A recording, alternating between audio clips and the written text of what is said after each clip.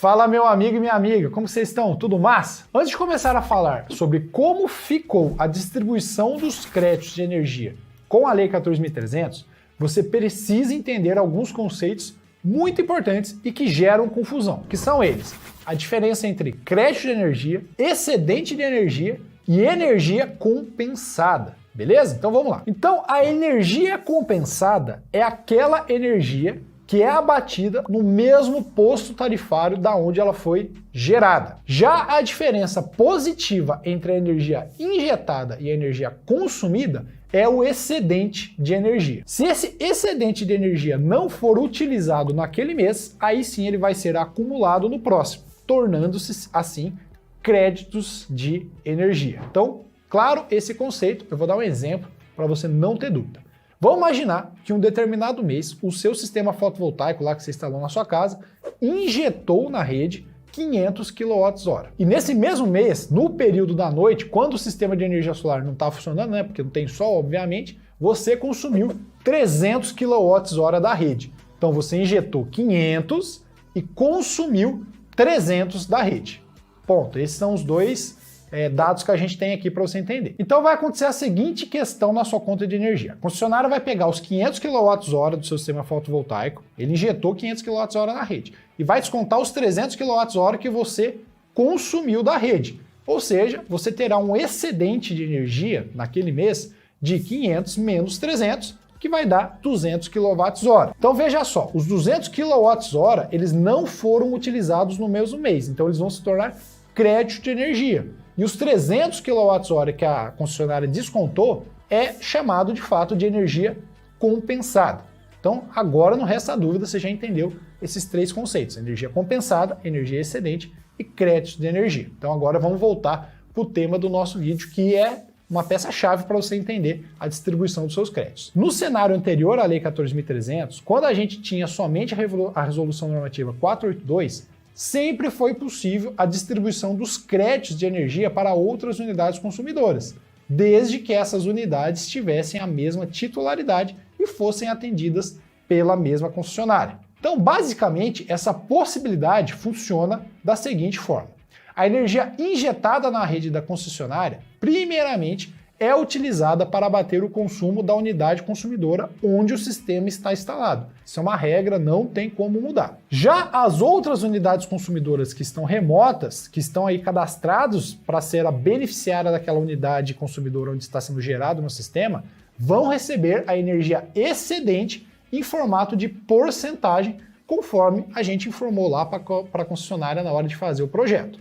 Ficou confuso? Então deixa que eu vou dar um exemplo. Pense em um sistema fotovoltaico que gera 4.000 kWh de energia ao longo de um mês. Junto a ele terá a carga da unidade consumidora e com isso nós vamos enviar os créditos para outras 3 unidades consumidoras que vão estar remotas. Nesse projeto foi determinado que a unidade consumidora 1 vai receber 35% dos créditos, excedentes no caso, né?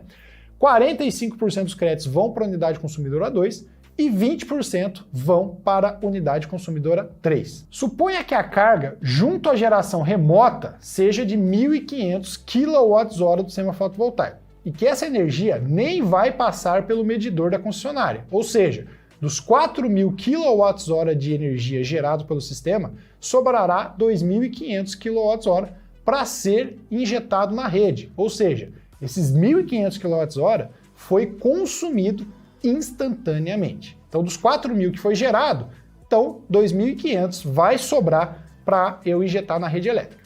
Considere também que no momento que não tiver geração, por exemplo, durante a noite, a unidade consumidora vai consumir 500 kWh da rede da concessionária. A compensação de energia vai se dar da seguinte forma naquele mês ali. Então, primeiro será feita a compensação da unidade consumidora da onde o sistema está instalado, que é no caso ali, ó, ela consumiu da rede 500 kWh. Sendo assim, dos 2.500 que eu injetei na rede, sobrará somente 2.000 kWh de energia excedente. Por quê? Eu injetei 2.500 na rede, mas eu consumi 500. Então, de fato, eu vou ter de energia excedente somente 2.000. Posteriormente, vai ocorrer a compensação das outras 3 contas, assim como a gente já falou aqui. Então a compensação de energia vai ficar da seguinte forma. Para a unidade consumidora 1, ela vai receber 700 kWh, que é 35% de 2.000. A unidade consumidora 2 vai receber 900 kWh, que é 45% dos 2.000, que é o excedente. Isso a gente determinou no projeto. E a unidade consumidora 3 vai receber 400 kWh, que é 20% da energia excedente. Esse exemplo que eu acabei de dar sempre foi possível e ainda continua sendo. Porém, a Lei 14.300, ela trouxe uma nova possibilidade de distribuição dos créditos de energia que funciona da seguinte maneira. Os créditos excedentes, primeiramente, devem ser utilizados para abater o faturamento da unidade de consumo junto à geração. Porém, o que vai mudar é como esses créditos serão distribuídos para as demais unidades consumidoras que, nesse caso, estão remotas. Agora, você pode definir um grau de prioridade, onde ocorrerá a compensação total de energia na unidade consumidora de maior prioridade, depois de segunda maior prioridade, terceira e assim por diante.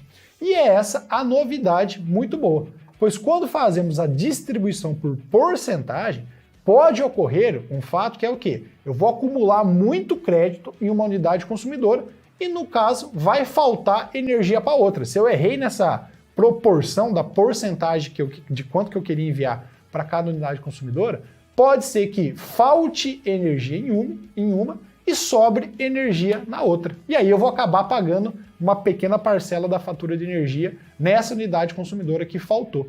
Então, quando eu faço por prioridade, eu garanto que as contas de energia sempre vão ser abatidas até eu ter crédito suficiente para abater toda a conta de energia. E aí, no caso de faltar crédito, eu vou pagar somente na fatura de energia da unidade consumidora que estava ali em prioridade, em último, né, na prioridade ali que eu estabeleci no meu projeto. Então eu vou dar um exemplo aqui para ficar mais claro e sair da teoria e ir para a prática. Mas claro, se você está gostando desse vídeo, já deixa o seu like, porque a gente prepara ele com muito cuidado aqui, ó, para você sempre estar afiado na frente do seu cliente. Então pensa aqui, vamos voltar para o nosso exemplo. Pensa na mesma usina de geração de 4.000 kWh ao longo do mês. Essa usina vai alimentar uma carga vinculada a ela. Só que agora, outras 4 unidades consumidoras vão estar remotos. A carga junto à geração vai consumir 1.500 kWh por mês, questão da simultaneidade. E depois, ela vai consumir 500 kWh da rede à noite, por exemplo, quando eu não tenho geração. Então, dessa forma, foi injetado na rede elétrica 2.500 kWh, exatamente como é que é antes. Então, a compensação de energia daquele posto tarifário vai acontecer da seguinte forma. Na UC1, vamos supor que eu coloquei ela como prioridade, primeiro serão compensados 700 kWh. Então, neste caso, eu vou ter uma sobra de 1.300, porque eu tenho 2.000 kWh de excedente. Então, eu coloquei lá como prioridade, primeiro compensa toda a energia da unidade consumidora 1. Então, nesse caso, compensou 700, vamos supor que o consumo seja 700 dela, né? Sobrou 1.300.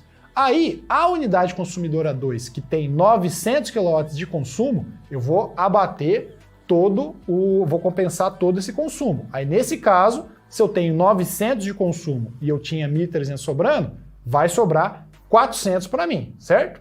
E na unidade consumidora 3, vai ocorrer a compensação dos 400 kWh que sobrou. E se eu tiver uma unidade consumidora 4, eu não tenho compensação nenhuma, porque o meu crédito de fato acabou e aí não sobrou nada para ela.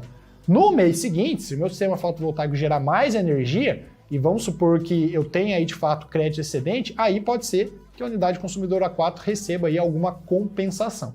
Então, o legal disso é que eu posso estabelecer as prioridades e colocar de fato as contas de energia que eu quero que vá compensando primeiro. O que muita gente ainda se pergunta é a questão de eu poder enviar os créditos que já estão acumulados em uma unidade consumidora para outra. Quando o texto da Lei 14.300 foi feito, muitos entenderam que isso seria possível, mas esse não foi o entendimento da ANEEL. Então, hoje, não é possível você distribuir os créditos que já foi acumulado numa unidade consumidora. A não ser que, de fato, você encerre aquele contrato, aí você pode distribuir, mas manter aquele contrato ativo com a concessionária e distribuir esses créditos não é possível.